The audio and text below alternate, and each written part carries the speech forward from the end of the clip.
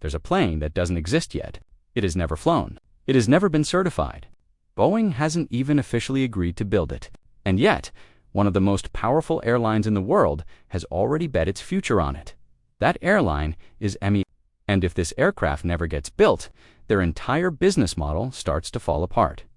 This is the story of the 777-10, the largest twin-engine passenger jet ever proposed. And the decision Boeing cannot afford to get wrong. Emirates didn't become the world's dominant long-haul carrier by accident. The airline built everything around one idea: move as many passengers as possible through Dubai, connect every major city on Earth through a single hub, and do it at the lowest possible cost per seat. That formula only works if you have the right aircraft. And for over a decade, that aircraft was the Airbus A380. The A380 was not just a plane for Emirates, it was the foundation. At slot-constrained airports like London Heathrow, where takeoff and landing rights are more valuable than almost anything else in aviation, you cannot simply add more flights. You are locked in. The only way to move more passengers is to put more of them on each aircraft. The A380 did exactly that. Over 500 seats. For engines, the largest passenger jet ever built. Emirates operated more than 100 of them. But here's the problem. Nobody outside the industry is talking about the A380 as dying, not crashing, not being retired early, just quietly aging out the way all aircraft eventually do. Based on standard operational life cycles, Emirates' A380 fleet won't survive beyond 2041. That sounds like a long time from now. It isn't. In aviation, fleet replacement planning begins 15 to 20 years in advance. The clock is already running. And as of today, there is nothing waiting to replace it. Emirates knew this was coming. They went to Airbus first.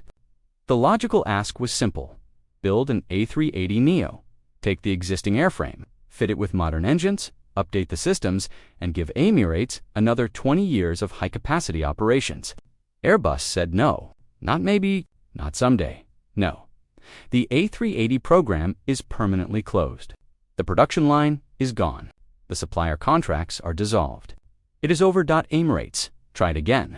They pushed for a stretched version of the A350, a longer fuselage, more seats, close enough to fill the gap. Airbus showed no interest. The A350 program is focused elsewhere. The answer was no, again, 2 rejections from their own manufacturer. That left only one door open: Boeing.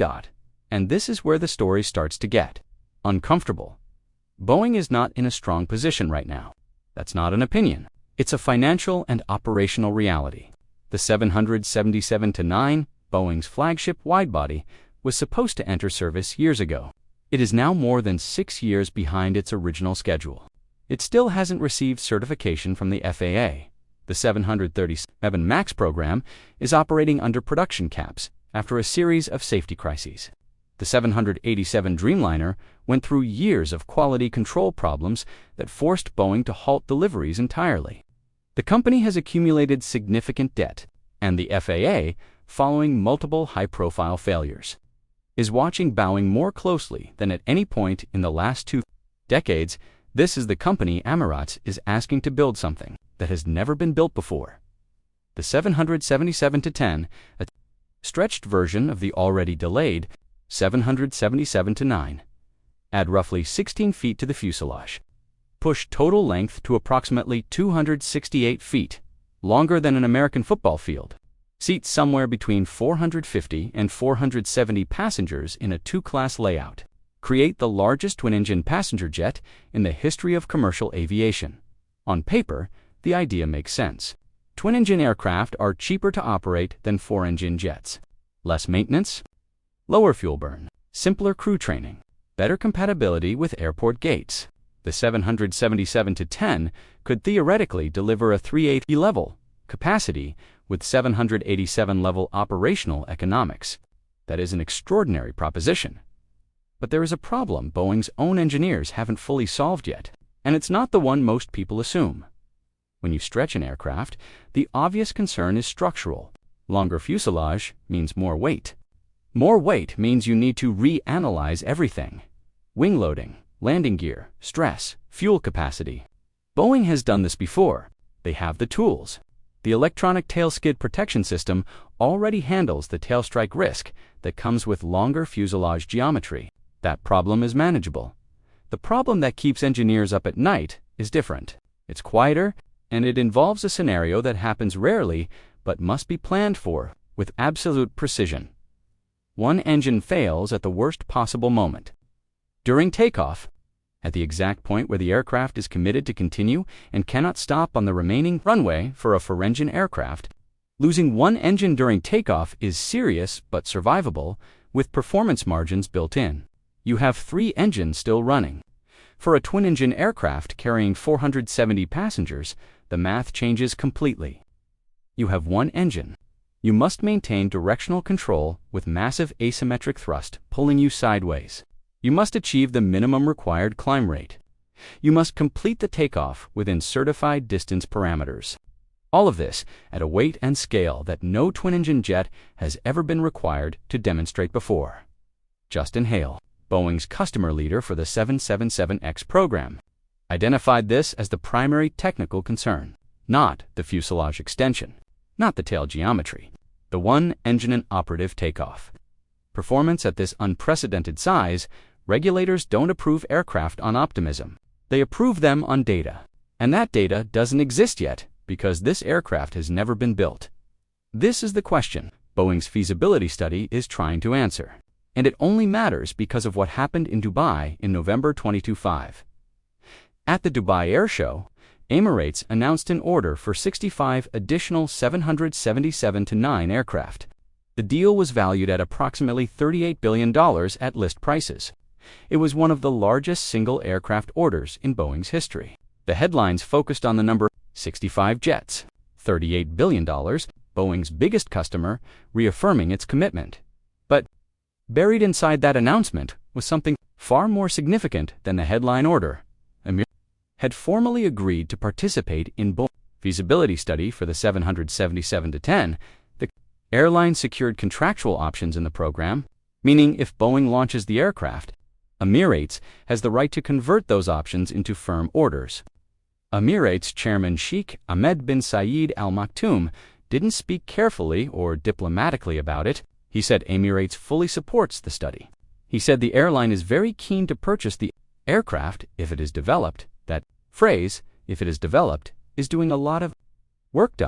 This was no longer a conversation between an airline and an airframer about a concept. This was a formal signal, a contractual anchor. Emirates had just made the 777-10 the most important aircraft decision in Boeing's near-term future. And the $38 billion order sitting alongside it was not just a vote of confidence. It was leverage. The message, read carefully, was this: we are your biggest wide-body customer. We are buying your existing aircraft at scale, and we are telling you clearly what we need next. Now decide. Boeing's problem is not engineering. Their problem is math, and the math is brutal. Developing and certifying a new aircraft variant costs billions of dollars. Some estimates for a major wide-body derivative run as high as $10 billion when you account for design, testing, certification, tooling, and supplier contracts. The 777-10 would require all of that, layered on top of a program that is already years behind and operating under heightened regulatory scrutiny to justify that investment. Boeing needs orders, not interest, not letters of intent. Firm orders with deposits. Industry analysts who have modeled the economics suggest Boeing would need somewhere between 200 and 300 confirmed aircraft sales before the business case becomes defensible. Right now, one airline has publicly expressed serious intent. Emirates, no other carrier, has come forward. Most major airlines have spent the last decade moving in the opposite direction, away from ultra-large aircraft and towards smaller, more frequent wide-body operations.